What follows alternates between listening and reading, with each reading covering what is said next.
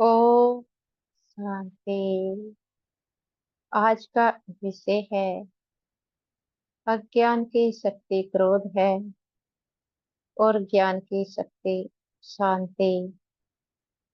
मीठे बाबा कहते हैं अज्ञान की शक्ति को क्रोध कहा जाता है क्योंकि जब आत्मा में अज्ञानता होती है तो उसकी समझ समाप्ति हो जाती है।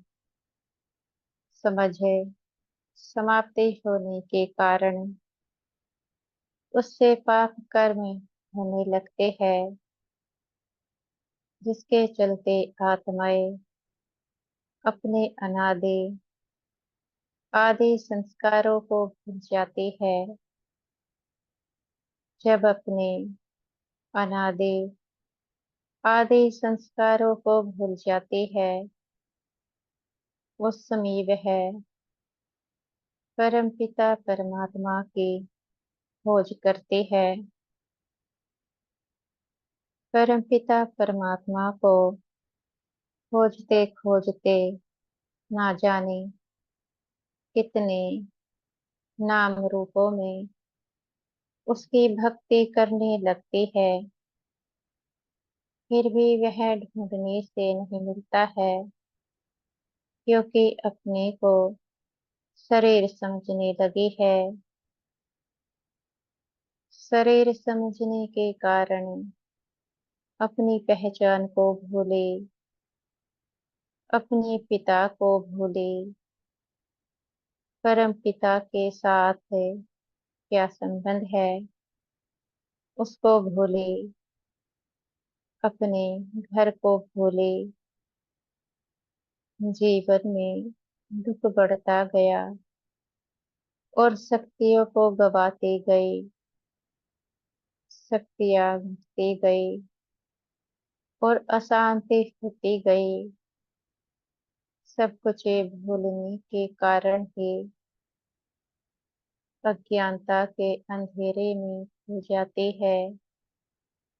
जब अज्ञानता के अंधेरे में खो जाती है, अपने पिता को ढूंढते ढूंढते आत्मा अशांति हो जाती है।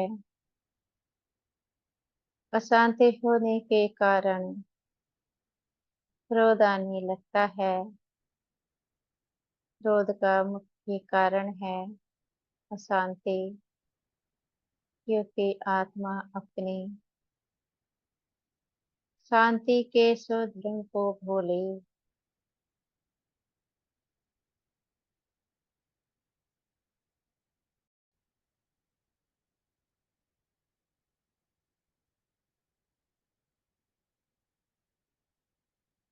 आत्मा जैसे ही अपने शांति के स्वधर्म को भूलती है,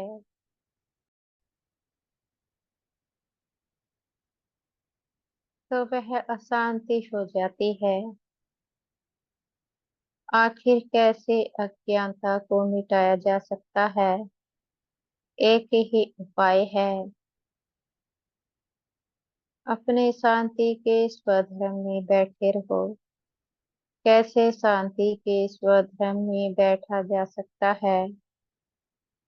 इसके लिए आत्मा का अभ्यास करना पड़े। जितना अपने को आत्मा समझे कर्म करेंगे, आत्मा शांति की अनुभूति करेगी और क्रोध छूटता जाएगा। क्रोध के आने का कारण ही है आत्मा अपनी सिट से खिसकी हुई है। केवल बाबा के याद से आत्मा अपनी सीट पर बैठ सकती है। अपने को मस्तक पर बिंदु देखते हुए, बाबा को भी बिंदु देखते हुए बाबा की याद को बढ़ाना है। याद से आत्मा में शक्तियाँ आती है। जब आत्मा में शक्तियाँ आती है तो उन शक्तियों से आत्मा अपनी स्मृतियों में लौटती जाती है। आत्मा को अपनी स्मृतियाँ याद आती जाती है और अपनी सीट की ओर बैठने की यात्रा शुरू हो जाती है। आत्मा की यात्रा है, प्रतिदिन जितना आत्मिक स्थिति में अभ्यास करेगी, उतना शक्तियों को प्राप्त करती जाएगी। जैसे जैसे शक्तियाँ प्राप्त करेगी, वैसे वैसे स्मृतियाँ आती जाएगी।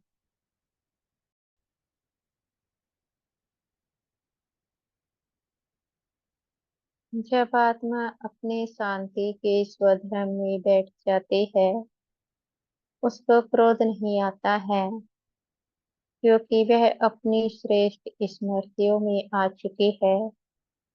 उसको ज्ञान हो चुका है, वह आत्मा है। अपने को शरीर समझने से क्रोध आता था। जैसे जैसे अपने को आत्मा समझने लगी, क्रोध समाप्त हो गया। जब अपने सभी गुणों को और शक्तियों को आत्मा प्राप्त कर लेती है, उस समय आत्मा संपूर्ण बन जाती है और आत्मा ज्ञानी बन जाती है। और ज्ञानी आत्मा को कभी क्रोध नहीं आता है। इसलिए आत्मा के अभ्यास को बढ़ाना है। जितना आत्मा के अभ्यास को बढ़ाएंगे, उतना क्रोध से मुक्ति होते जाएंगे। अपनी शांति के स्वधर्म में बैठने के लिए अपने को आत्मा देखना पड़े। वह भी बिंदु, इन दो आंखों में बिंदु नजर आना चाहिए। जब इन दो आंखों से किसी के चेहरे को देखते हैं, तो चेहरे पर मस्तक पर बिंदु देखना होता है। यही एकमात्र अभ्यास है। इस अभ्यास को करना आवश्यक है। इसको बगैर किए आत्मा की अनुभूति कर नहीं सकते हैं। इसलिए इस प्रैक्टिस को अवश्य करना है। शांत आत्मा को कभी क्रोध नहीं आ सकता है।